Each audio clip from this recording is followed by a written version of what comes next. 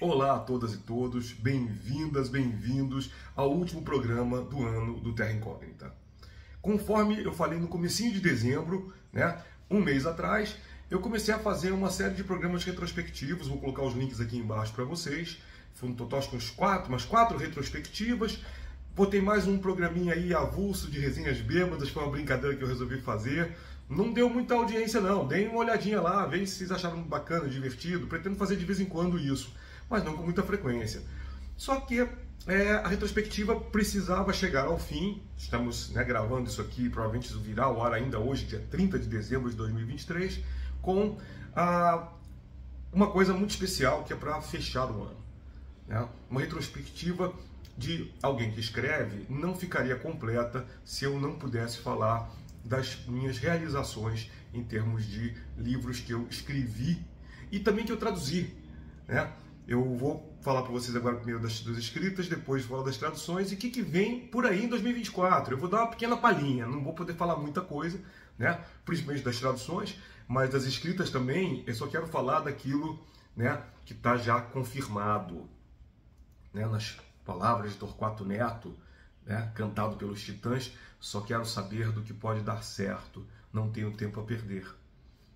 Vamos lá então? Começando, este foi um ano muito prolífico para mim de escrita e de publicação. Então ele começa com um livro que foi escrito ano passado, começo de 2022, entrou em crowdfunding, entrou em Catarse pela editora Draco e em fevereiro ele começou a ser entregue. Ou seja, eu considero a data de publicação fevereiro de 2023, que foi o meu livro já clássico, Rio 60 Graus. Rio 60 Graus, eu falei dele há pouco tempo também aqui no Terra Incógnita. É uma brincadeira porque a Fernandinha Abreu, junto com meu amigo Fausto Fawcett, fizeram a letra da clássica, fantástica Rio 40 Graus, Cidade Maravilha, Purgatório da Beleza e do Caos, que ela exemplifica muito bem o Rio de Janeiro, pela canção que vem da letra. O título da canção vem do filme clássico de Nelson Pereira dos Santos, que aliás recomendo fortemente para quem nunca viu. Isso aqui, eu contei essa história no outro vídeo, vou falar muito rapidamente agora, que é o seguinte: isso aqui nasceu de um projeto que eu tinha de mais de 20 anos atrás, que ia se chamar Rio 50 Graus. Eu acabei não escrevendo, não terminando esse projeto, e quando fui chamado pelo Rafael Fernandes e pelo Eric Samar da editora Draco para contribuir para a coleção Dragão Mecânico, eles queriam uma história cyberpunk. Daí eu misturei Neuromancer com Nova York 2140, do King Stanley Robinson, e botei um Rio do século 22, semi-submerso, cheio de coisas interessantes como piratas de hackers da memória, samurais assassinos milicianos e sereias ciborgues trans. E tudo isso aqui neste livro, nessa novela que tem 122 páginas e que vocês, modéstia às favas, vocês vão adorar ler. Não deixem de conferir Rio 60 Graus. Na sequência, eu lancei o 16. 16, para mim, já é um marco também, porque esse é o segundo livro, a segunda coletânea de contos que eu lanço na minha carreira. Eu tenho uma carreira de quase 40 anos, se a gente contar os fanzines, a publicação de fanzines, que começa em 87, mais ou menos.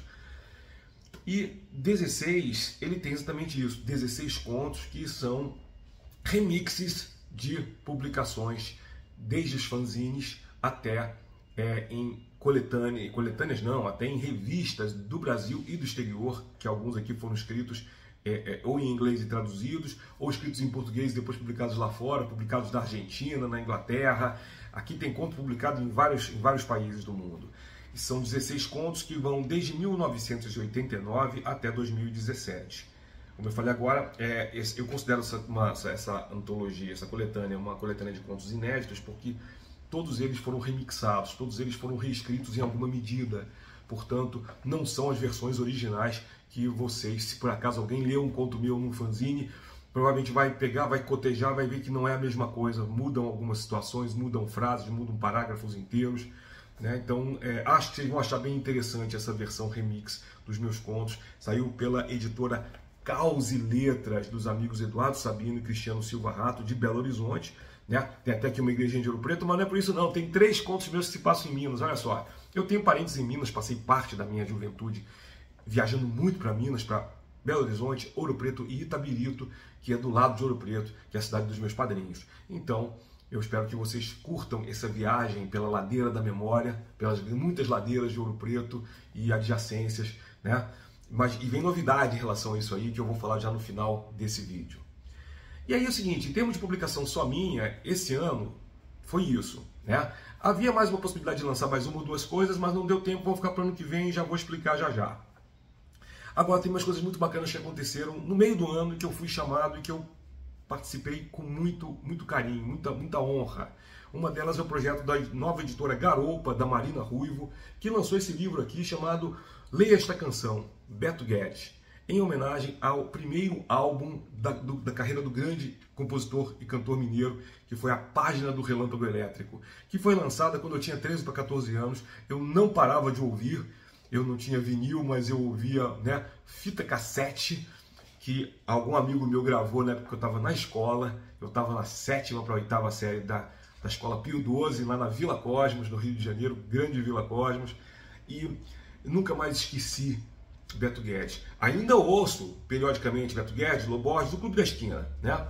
E aí eu fui convidado com muita gente boa aqui, tem muitos amigos e amigas queridos aqui, né? Tem, por exemplo, a Eutânia André, Braulio Tavares, Cíntia Krimler, né? Moacir Godoy Moreira, Rogério Marcondes, Sérgio Fantini, Luiz Roberto Guedes, e participações de faixas bônus do Fernando Naporano, Murilo Antunes, Benedito Bergamo e Flávio Venturini. Então eu estou em excelente companhia e eu escrevi um conto chamado Tanto, que é em homenagem, né? Cada conto é uma faixa do álbum. Tanto não é um conto de ficção científica, tá aí. Eu já falei algumas vezes por aí que aos poucos estou deixando de escrever ficção científica. Não por nada, é porque eu acho que eu já falei tudo que eu tinha que falar no território da ficção científica e agora estou ampliando o escopo, falando de outras coisas. Tanto, eu posso falar sem dar spoiler, que Tanto é um conto sobre um personagem autista, né? Que outra coisa que eu já falei para vocês num dos programas Terra Incógnita anteriores, né, de recapitulação aí de retrospectiva de 2023, falei da minha descoberta esse ano do autismo, né, do diagnóstico tardio, que tem me ajudado muito. E eu vou falar mais sobre isso em alguns outros momentos, outras aulas, tudo mais. Olha só, aulas, né? Eu também tenho muitas aulas preparadas aí que eu vou falar esse ano aí, cursos também, eu vou falar neles no Terra Incógnita mais adiante, mas hoje eu vou ficar só nos livros, tá? Outra coisa interessantíssima foi a Flip, né? Eu falei que a Flip, eu tive na Flip e participei da antologia da Casa Gueto, que foi esse ano homenagem a Tula Pilar. Então, o Eduardo Lacerda convidou todo mundo que ia participar da Casa Gueto, ia pessoalmente lá, tal. A gente ajudou também na despesa, a gente colaborou, fez um crowdfunding, e o pessoal que fez o crowdfunding foi convidado a mandar 2 páginas de texto, podia ser poesia ou prosa, né? Aqui está na ordem, né, democraticamente na ordem alfabética, então eu estou aqui na página 98, e uma coisa muito bacana, que me deu muito prazer, ainda no território saindo da ficção científica. Um conto chamado Festa Brasileira, um fragmento de romance. Estou pensando até de repente ler esse fragmento em outro dia, não hoje, porque para saber o que vocês acham. Isso aqui é um fragmento mesmo, tá? Eu tenho uns 2 projetos de romance que eu devo começar a partir de janeiro, e esse aqui é um que é uma história, que é um romance histórico, né? É um romance histórico que vai se passar no século XVI, entre Brasil e Europa. Não posso falar mais detalhes. Se eu ler depois essas 2 páginas, vocês vão entender mais ou menos do que se trata, mas é claro que isso aqui é só uma introdução. Essas 2 páginas seriam realmente a abertura do romance, né? Eu já estou começando a fazer pesquisas a respeito. Eu estou me interessando muito por romance histórico de um tempo para cá, né? Eu já falei nas redes sociais que eu gosto muito de literatura de romance noir. Escrevi um conto noir há uns anos atrás, que ano que vem deverá sair numa antologia da editora Avec. Mas sobre isso eu vou deixar que o Arthur fale. Em janeiro ele vai fazer uma live e vai falar de várias coisas interessantes aí. E aí eu vou deixar que ele fale para depois poder noticiar com detalhes. Esse é também um princípio de uma coisa muito interessante para mim, que é essa questão aí de fazer novos caminhos narrativos que não passem só pela ficção científica ou pelo fantástico. Mas voltando à ficção científica, que é o fantástico, tem aqui esse cartapaço que é o Big Book of Cyberpunk, olhem só, do Gerard Shurin. Esse livro ele tem 1103 páginas. E ele é um apanhado, como o nome diz, é o grande livro do cyberpunk. O Jared Shurin chamou, isso aqui não foi submissão, ele foi a convite, ele convidou pessoas do mundo inteiro que fazem o que para ele é considerado o ápice do cyberpunk. Então, eu considero uma honra imensa ter sido convidado pelo Jared. Anos atrás ele me convidou para fazer uma antologia cyberpunk, e eu mandei um conto que ele gostou muito, mas a editora para a qual ele estava publicando fechou, uma editora britânica, e ele ficou super chateado, ficou incomodado, falou: desculpa, nem sei o que dizer, tal. Esse conto ele está se eu não estou enganado, ele está aqui na 16, eu vou até verificar agora aqui, agora até deu uma coisa aqui, ops, né? Mas vamos ver aqui. Não tá não. Então em português, infelizmente, vocês não vão ver esse conto. Eu botei ele em inglês na minha Love and Archaeology, que é o Wi-Fi Dreams, né? Ele tá na coletânea Cyberpunk da editora Draco, lembrei agora. E ele... Wi-Fi Dreams não estava inédito em inglês até agora. Então, esse ano ele publicou o Big Book of Cyberpunk, que é uma maravilha, porque tem aqui, desde os primórdios, tem William Gibson, Bruce Sterling, Samuel Delany, que foi meu instrutor na Clarion West e é uma das minhas grandes inspirações, tem Pat Cadigan, tem Neil Stephenson, Cory Doctorow, autores um pouco mais recentes como Cassandra Khaw, Janelle Monáe também, né? Maurice Broaddus, e Ken Liu, que também já foi, inclusive, virou um dos contos dele, Steampunk, virou lá do Love, Death and Robots, virou uma animação. E tem um conto meu, o Wi-Fi Dreams está aqui na The Big Book of Cyberpunk, que eu considero uma grande honra, agradeço mais uma vez. E eu peço para vocês que comprem e leiam. Se vocês não conseguem comprar o livro que realmente está caro e é muito pesado, e é interessante, olha, ele vem em 2 colunas os textos, né? Senão teria o dobro do tamanho. A versão em Kindle tá saindo bem mais em conta, tá? Eu recomendo fortemente que vocês comprem a versão em Kindle.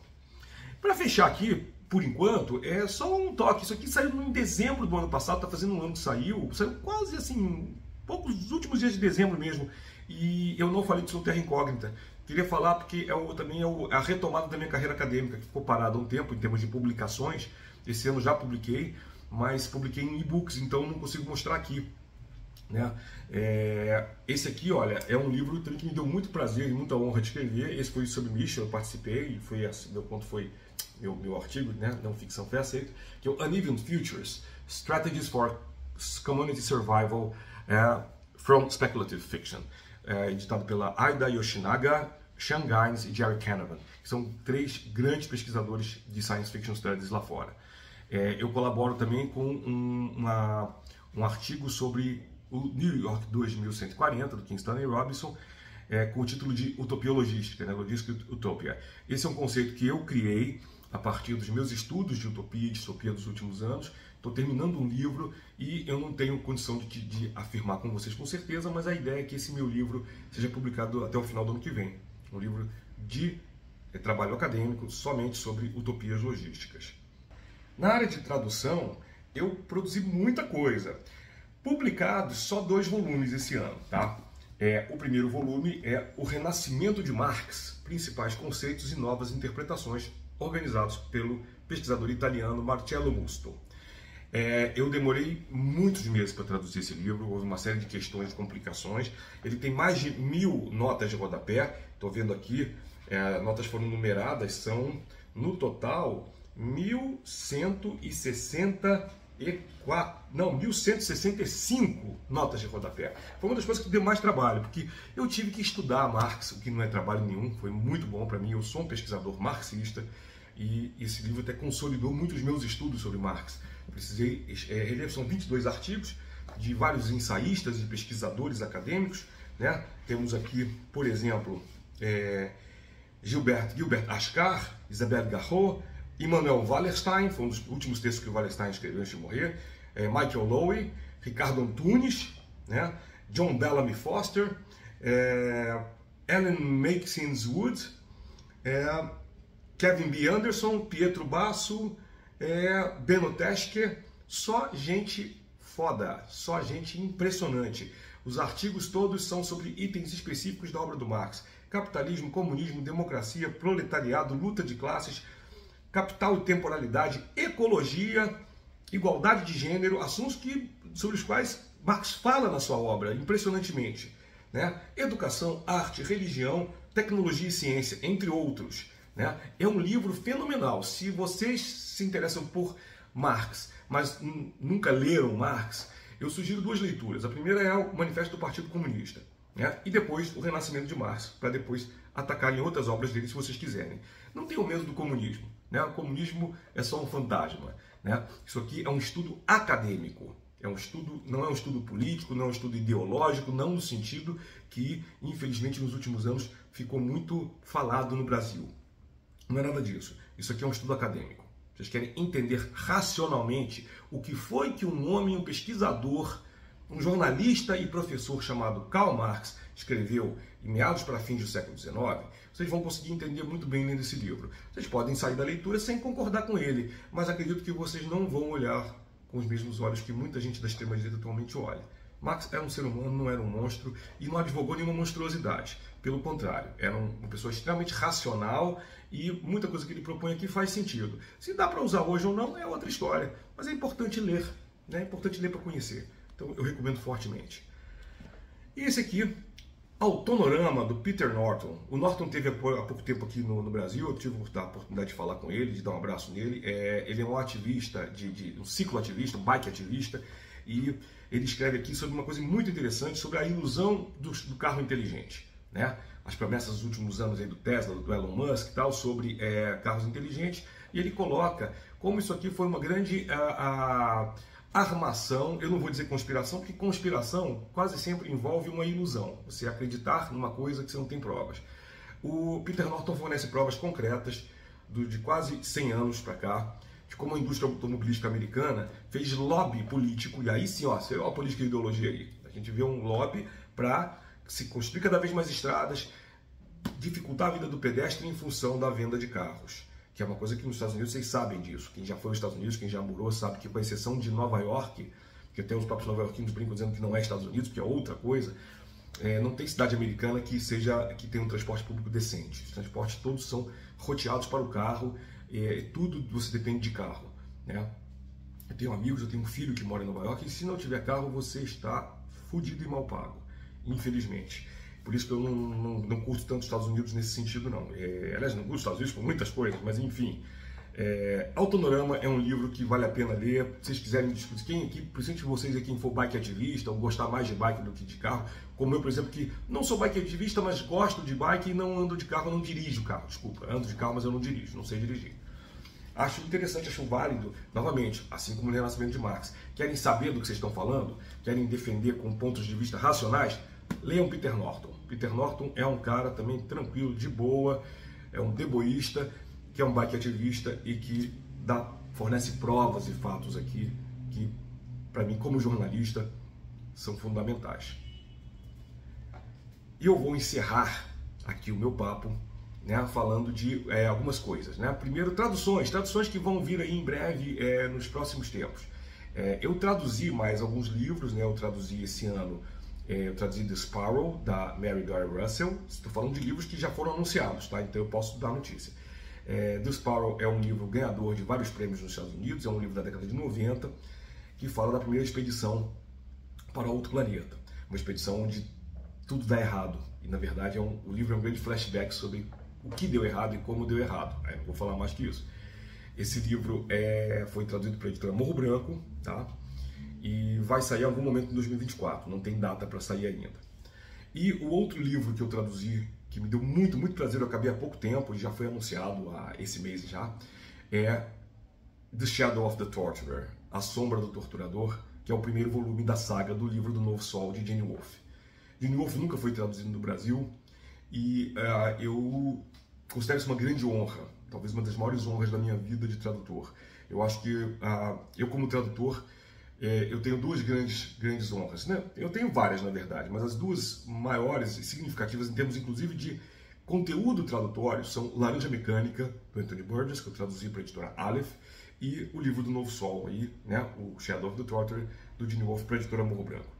Porque os dois livros têm muito peso linguístico. Quem leu Laranja sabe da dificuldade que você tem de trabalhar com Nadsat, que é o dialeto anglo-russo criado por Burgess para colocar na boca de Alex Delarge e sua gangue de jovens ultraviolentos. E The Book of the New Sun lida de uma maneira diferente. Não tem nenhum neologismo, tem arcaísmos. Termos muito antigos, tirados de vários idiomas, do latim, do francês, do espanhol, do italiano e do anglo-saxão, que o Gene Wolfe coloca na sua história de um futuro muito distante, mas onde a cultura retrocedeu até uma certa aparência medieval. Então também foi um livro que eu demorei um certo tempo para traduzir, fiz um glossário, pesquisei muito direitinho, pegar todos esses termos que eu podia pegar para utilizar e colocar ali. E eu espero que vocês curtam a tradução. Gene Wolfe merece ser lido no Brasil e eu fiz o meu melhor para garantir que vocês tenham a mesma experiência lendo a tradução que eu tive ao ler o original há mais de 30 anos. E agora, para fechar mesmo, né, eu vou falar um pouco do que eu vou escrever, o que eu vou publicar ano que vem. Então, eu estou com a proposta, gente, um planejamento de publicar vários livros, tá? Então, eu vou falar para vocês de pelo menos 4, nada menos que 4 livros que eu vou publicar no ano que vem, que já estão confirmados. O primeiro é Arquétipos de Massa, Labirintos, que vai sair pela Kafka, editora dos amigos Paulo Sandrini e Daniel Oziek, de Curitiba. Esse é um livreto de microficções que eu escrevi 15 anos atrás. Desde então, claro, revisei, reescrevi umas passagens, e é um livro onde eu brinco com os arquétipos da ficção científica, explorando eles de uma maneira bastante diferente e, acredito eu, original. Acho que vocês vão gostar muito. Esse livro está em pré-venda, tá? E vamos fazer uma live agora em janeiro para explicar melhor, falar sobre o livro, falar sobre a história por trás do livro, eu, o Daniel e o Paulo, tá? Vocês não perdem por esperar. E a outra novidade é que, essa novidade pode ser mais interessante, eu ainda não anunciei, eu falei rapidamente no Facebook há um tempo atrás, mas eu não entrei em detalhes, agora eu posso entrar em detalhes. Eu vou publicar finalmente a trilogia dos Dias da Peste, pela editora Desconcertos, do Claudinei Vieira. Os Dias da Peste foi um livro que eu publiquei em 2009 pela Tarja Editorial. Me deu muito prazer de publicar, fez um certo sucesso no fandom de ficção científica, e só que logo depois a editora já tinha dado o aval para fazer outros 2 volumes. Eu comecei a escrever o 2 e o 3, na verdade o volume 2 já estava quase fechado e o 3 tinha 1/3 do material escrito. A editora fechou as portas.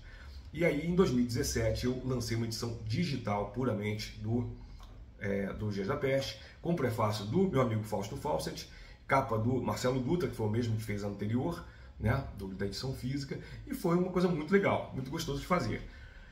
Mas o livro também, de novo, caiu meio que numa certa obscuridade e tal, e olha que interessante, né, nós estamos agora falando muito de IA nesses últimos tempos. E aí, um papo com Claudinei Vieira, né, a gente começou a falar sobre possibilidade de publicação de material com ele, e eu sugeri Os Dias da Peste, sugeri finalmente publicar a trilogia, e ele adorou e encampou a ideia. Então nós já temos inclusive data de lançamento. Os Dias da Peste, volume 1 da trilogia da Peste, será lançado no dia 22 de março de 2024. Nós vamos fazer esse lançamento na PUC São Paulo. Nós vamos fazer uma mesa redonda com várias pessoas ligadas, né, à inteligência artificial no Brasil, entre elas Poliana Ferrari, Diogo Cortis, e nós vamos também ter o amigo Fausto Fawcett para falar um pouco da questão aí ficcional da IA. Então não percam, vou chegando lá perto, eu vou avisar de novo para vocês, mas dia 22 de março, save the date, isso está confirmado. E a ideia é que a gente lance depois, 4 meses depois, final de junho, comecinho de julho, o 2º volume, que se chama Os Anos de Silício, que já está finalizado. Eu vou fazer a revisão final agora em janeiro e vou entregar para o Claudinei, e ele vai poder falar com vocês também. Já está preparando as capas, trabalho no processo editorial, processo gráfico. E o 3º volume, que deverá sair em novembro, no máximo no começo de dezembro, chama-se As Eras de Ouro. Também já voltei a escrevê-lo e estou muito feliz porque finalmente o projeto encontrou uma casa de um editor interessado, né? Aliás, os meus livros todos sempre têm sido publicados dessa maneira, e eu só tenho a agradecer aos editores todos. Então agradeço de novo aqui ao pessoal da Draco, ao pessoal da Causa Letras, ao pessoal da Kafka, né, e ao pessoal da Desconcertos. E tem mais coisa que deve vir por aí. Opa, estou tão emocionado que eu bati aqui, nossa, dei uma topada aqui rapidamente aqui e balançou. Não vou editar isso não. Pode ser para me despedir de vocês, desejar uma excelente passagem de ano, que 2023 tenha sido proveitoso para vocês, que 2024 seja um ano ainda melhor, né? E que é isso. Eu não sou um coach de autoajuda, mas eu só tenho a agradecer porque quem sabe, me conhece, sabe que eu estive na Itália, moramos na Itália, eu e Patrícia e Larissa, e aí, infelizmente, nosso sonho italiano não deu certo, a gente precisou voltar, mas passado um ano e meio dessa volta, a gente está bem, a gente está feliz, nós três, eu, Patrícia e Larissa, estamos bem de saúde, estamos felizes e estamos bastante realizados. Não deu certo lá, mas voltou a dar certo no Brasil. Apesar de tudo, a gente voltou, Lula foi eleito, tem muito que caminhar ainda, muito que percorrer, mas estamos já no caminho certo. Acho que o país está no caminho certo, a nossa vida está no caminho certo também, espero que a de vocês esteja. E fiquem comigo, vamos bater mais papo sobre isso e outras coisas a partir de janeiro, porque agora o Terra Incógnita, espero, veio para ficar, voltou para ficar, e a gente vai continuar agora a ter programas semanais, né? E vamos fazer muita coisa em 2024, muita coisa boa. Obrigado a todas e todos, tenham uma excelente passagem de ano e até o próximo programa.